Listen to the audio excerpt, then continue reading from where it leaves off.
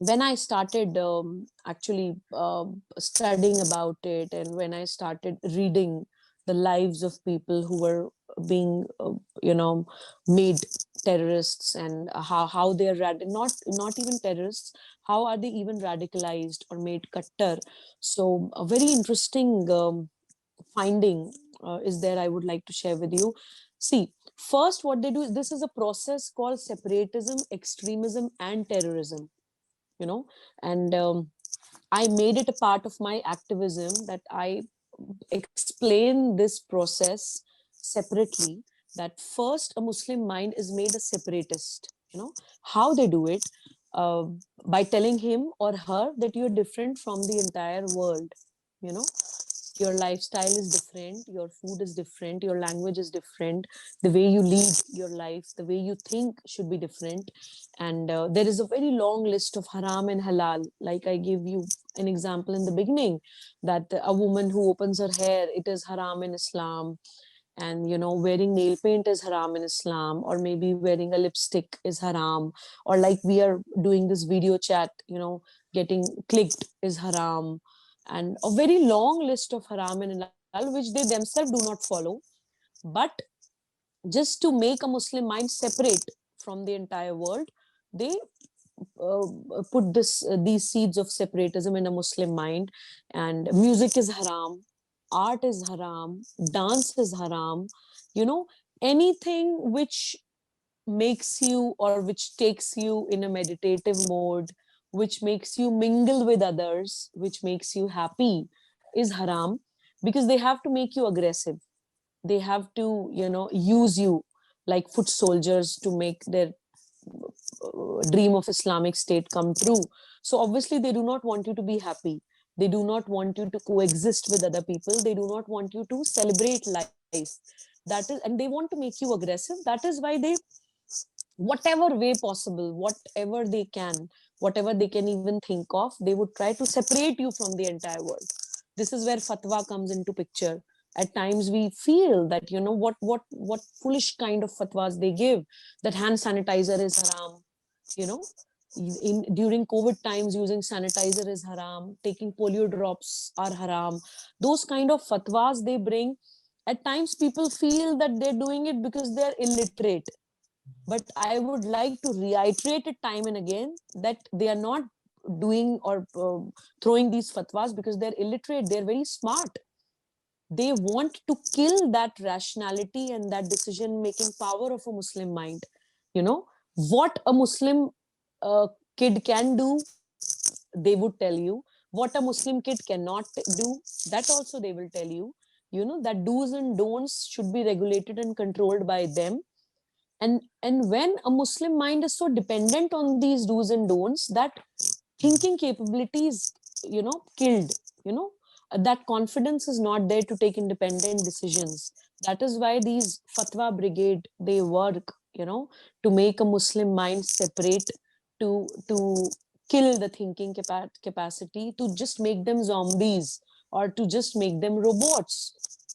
That is why this separatist process is done, and deliberately, and with malified intention, and with a proper agenda, and a very strong thought process is behind it. It is not just done randomly or casually, or just because they're illiterate. So we should not trivialize it by saying that they're illiterate, that's why they're doing it. They're doing it very smartly, and they know why they're doing it. And once a Muslim mind is made separatist, then the second, process, the second part of the process comes into picture. That is making them extremist.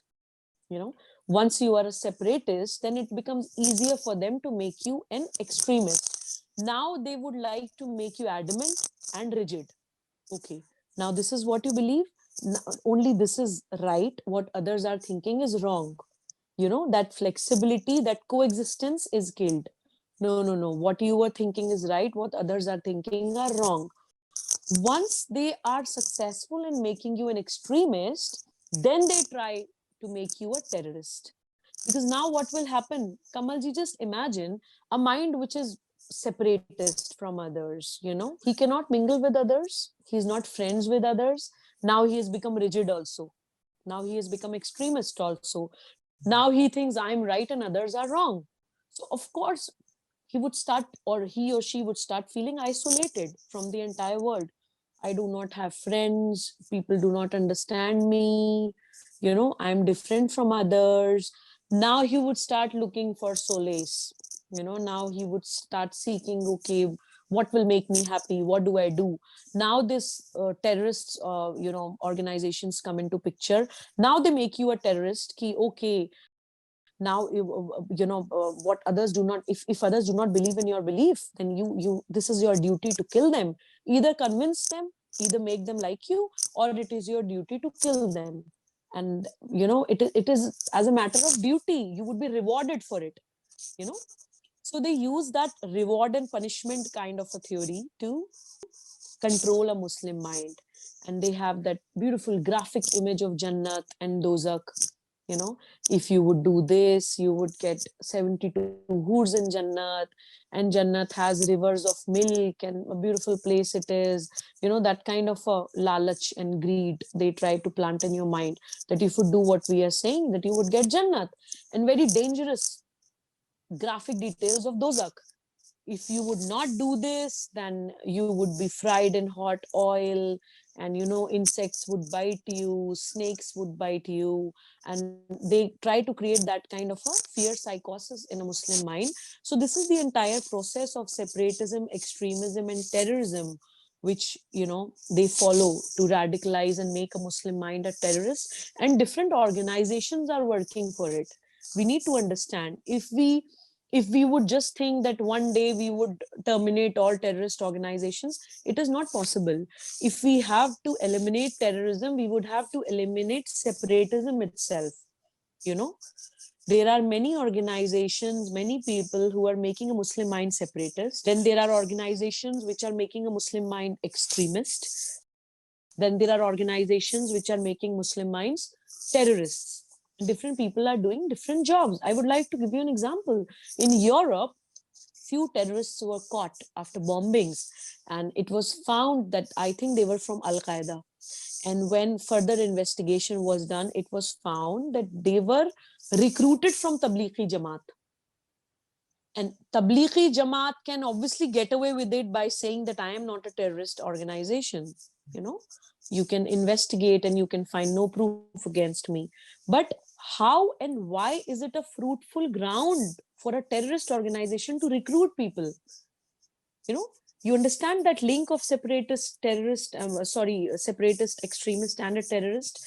These extremist organizations, these separatist organizations are fruitful grounds for terrorist organizations to recruit. So this is how they operate. Then there are companies, there are organizations who are there to fund. Their duties to their part of the entire process is just to provide funds. So they're doing it very systematically and very smartly, and we need to understand that. And why they do it, this is a question many people ask, that why they do it. See, these people have nothing to do with Islam, and these people have nothing to do with Allah. They try to blackmail your mind or manipulate your mind by saying that they're doing it in the service of Allah maybe, and they're doing it to please Allah maybe. But actually it is just a political agenda. They have this political agenda of making the entire world an Islamic state and to rule the entire world. So that agenda of Islamic state can only be fulfilled if they have foot soldiers, and if they have zombies, and if they have robots, people who cannot think on their own, people who do not have that rationality to differentiate between right and wrong. They need suicide bombers. No rational person would go and just put a bomb in him or herself and just blow himself or herself out. Obviously, to make a person a suicide bomber, they have to completely brainwash and manipulate and hijack their minds. That is why they do it. And a very bogus theory is there that Islam is in danger. They always say that Islam is in danger. I always ask them that you are the second largest faith in the entire world. How on earth you are in danger? A Muslim should ask them, what is in danger? You have put the entire world under danger, this Islamic State theory. And, this Ghazwa-e-Hind has put other people in danger. And you keep on repeating this theory that Islam is in danger, Islam is in danger. Because if a Muslim person will think that I'm in danger, only then he would try to protect himself, only then he would try to become aggressive. So that is why they do it, and that is how they do it. That is why they make this narrative against Bharat, because this theory of Islamic State is obviously, it is against the entire world, against the entire humanity. They want to make the entire world an Islamic State. But against Bharat, they have a specific theory of Ghazwa-e-Hind. That Islamic State ki theory is summarized in Ghazwa-e-Hind. Ghazwa-e-Hind is a holy war against Bharat. So an Indian Muslim must understand it and must fight against this with all their might if you really think yourself as a Bharatiya.